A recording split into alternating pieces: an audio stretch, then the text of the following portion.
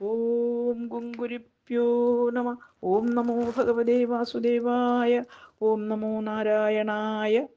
നാരായണീയം ദശകം 79. രുക്മിണീ സ്വയംവരം. ശ്ലോകം 1-2. പീതാംബരം കരവിരാജിത ശംഖചക്രകൗമോദഗീ സരസിജം കരുണാസമുദ്രം രാധാസഹായമതിസുന്ദരമന്ദഹാസം വാതാലേശമനിശം ഹൃദി ഭാവയാമി. ശ്ലോകം 1.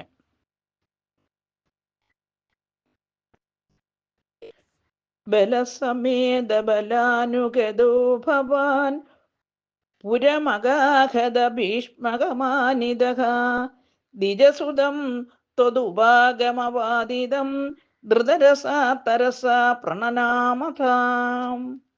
അന്വയം. അർത്ഥം. ബലസമേത ബലാനുഗത, സൈന്യത്തോടുകൂടിയ ബലരാമനാൽ പിന്തുടരപ്പെട്ടവനായി, ഭവാൻ അങ്ങേ, ഭീഷ്മകമാനിതഃ, ഭീഷ്മകനാൽ ബഹുമാനിക്കപ്പെട്ടവനായി, പുരം കുണ്ടിനപുരത്തെ, അഗാഹത പ്രവേശിച്ചു, സാ അവൾ, ത്വദുപാഗമവാദിനം അങ്ങ് വന്നു എന്നറിയിച്ച്, ദ്വിജസുതം ബ്രാഹ്മണകുമാരനെ, തരസ വേഗം, ധൃതരസ സന്തോഷത്തോടുകൂടി, പ്രണനാമ നമസ്കരിച്ചു. ഹരിവും. സാരം. ഭഗവാൻ കൃഷ്ണൻ ബ്രാഹ്മണനോടൊത്ത് ദാരുകൻ കൊണ്ടുവന്ന തേരിൽ കുണ്ടിനത്തിലേക്ക് പുറപ്പെട്ടപ്പോൾ ബലരാമൻ സൈന്യസമേതം കൃഷ്ണനെ പിന്തുടർന്നു. നഗരത്തിൽ ചെന്നു ചേർന്ന കൃഷ്ണനെയും ബലരാമനെയും രുക്മിണിയുടെ പിതാവ് ഭീഷ്മകൻ വേണ്ടപോലെ സത്കരിക്കുകയും ബഹുമാനിക്കുകയും ചെയ്തു. ദേവി മാത്രം കണ്ടഭാവം നടിച്ചില്ല. അങ്ങയുടെ ആഗമനം അറിയിച്ച് ബ്രാഹ്മണനെ സന്തുഷ്ടയായ രുക്മിണി ആദരപൂർവ്വം നമസ്കരിക്കുക മാത്രം ചെയ്തു. ഹരി. ഓം ഗുങ്കുരിപ്യോ നമ. ഓം നമോ ഭഗവതേ വാസുദേവായ. ഓം നമോ നാരായണായ. ശ്ലോകം 2.